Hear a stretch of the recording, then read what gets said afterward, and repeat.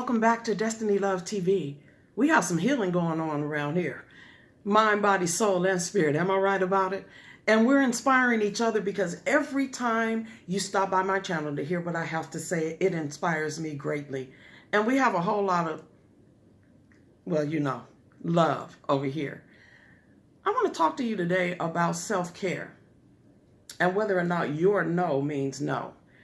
But before we go there, I want you to know that we are headed somewhere, and this is our roadmap. And for those of you who do not know about my book, it is Letting Go, How to Get Unstuck and Walk in Destiny. It is available on Amazon.com, and you can also check out my website, www.walkindestiny.org, and you can purchase it there as well.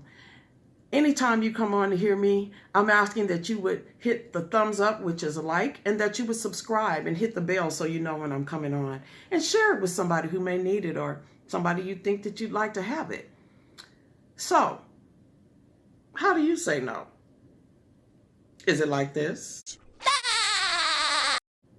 Are you passive aggressive like this? No.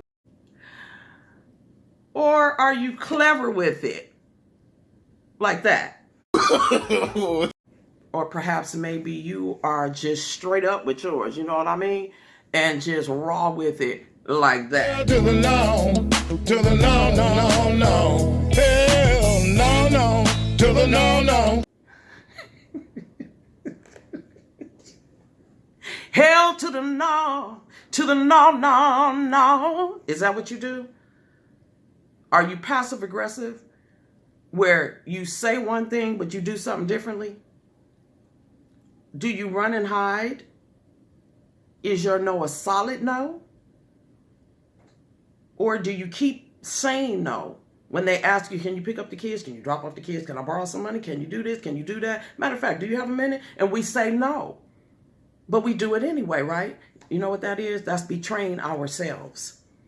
Because our no doesn't mean no. In our word, we're not keeping our word to ourselves. We're keeping our word with other people, but we're not keeping the word with ourselves. We're actually saying no does not really mean no because we keep doing it anyway. So if you want something different and you want to get unstuck from where you've been, from those people, places, and things in those relationships, your family too. Sometimes family takes advantage of us, don't they? And that's not okay. And they're going to love you regardless, whether or not you keep saying yes when you really mean no or not. So you have to make sure that you make room in your life for you. Do you have time to go pick up those kids? Do you have the money to let them borrow it? Because you know they're not going to pay you back, and that's okay. If they can't pay you back, then it's not really a borrowing. You know, then you need to just give it to them. But the bottom line is we keep on saying yes, don't we?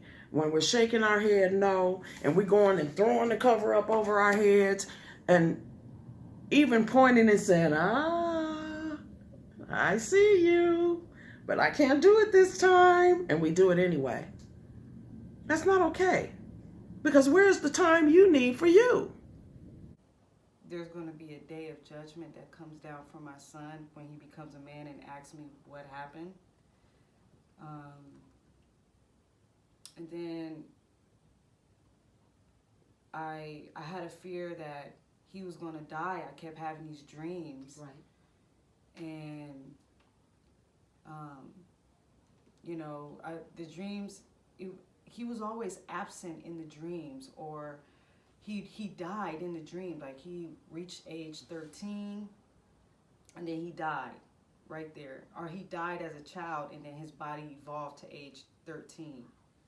So for me, I hold on to that, and I feel like, and I still hold on to that now that I think about it. I feel like it's been, and I kind of, now that I think about it, I actually treat him accordingly. Exactly. When you've been punishing yourself. And that's what this is about. Not a death of a child. He's still very much alive. Been punishing yourself. Time to let that go.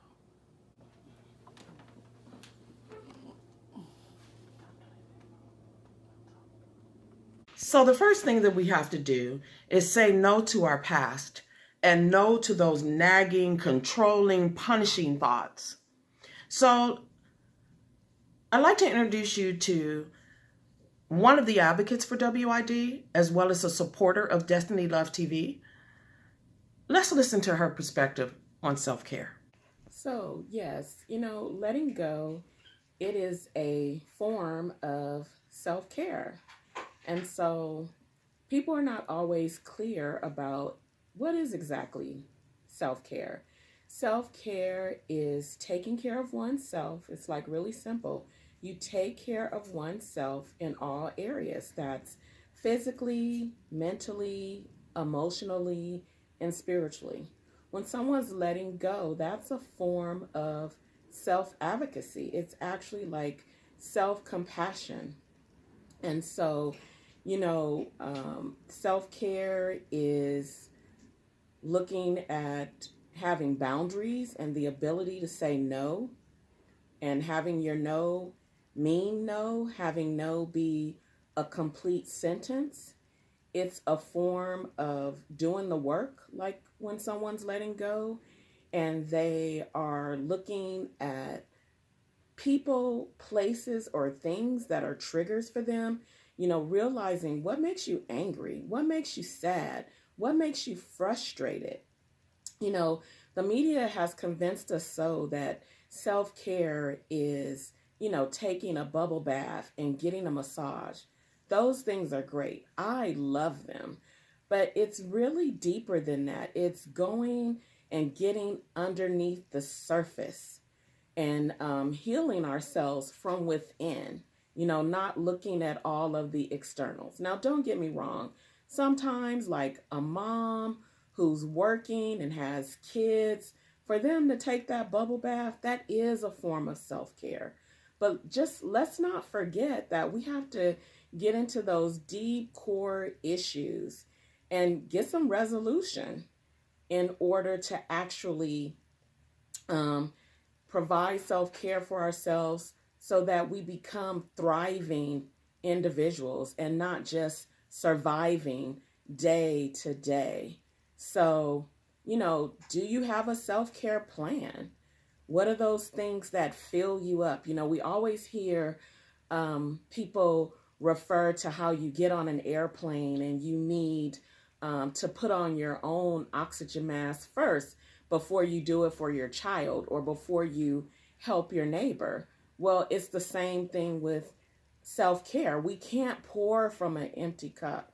So, doing things like if you need help, being able to ask for help. It's not wrong to ask for help. It's okay to need help. That's a form of self-advocacy. When we look at ourselves and we're like, hey, something's off here. I need some assistance. And we ask for that which we need.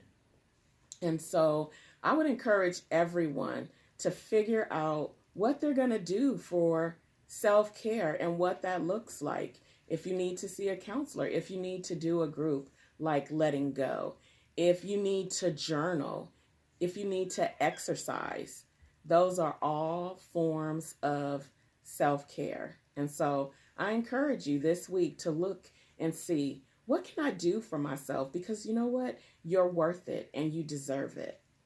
Are you ready to give yourself more care and to make your no mean no? That makes room for you to do the things that you want to do. And it also gives you room inside for more joy and more peace and more laughter and more fun. And not always be so serious and upset about everything because we haven't made our no mean no. And we haven't put ourselves first. Most people would say that that's selfish. But sometimes you have to put yourself first. Sometimes you don't have the energy to do those things. But I tell you what, I bet you do have the energy to have a group of people with you that can help you move from where you are to where you want to be. Small group, self-care groups, WID, which is Walk in Destiny classes, one-on-one counseling, I even interpret dreams if you have them. Check my website out. It's on the screen. I don't just sell books. I offer healing, inspiration, and lots of love. Thank you for joining us today. I look forward to seeing you again, and don't forget to hit like and share and subscribe.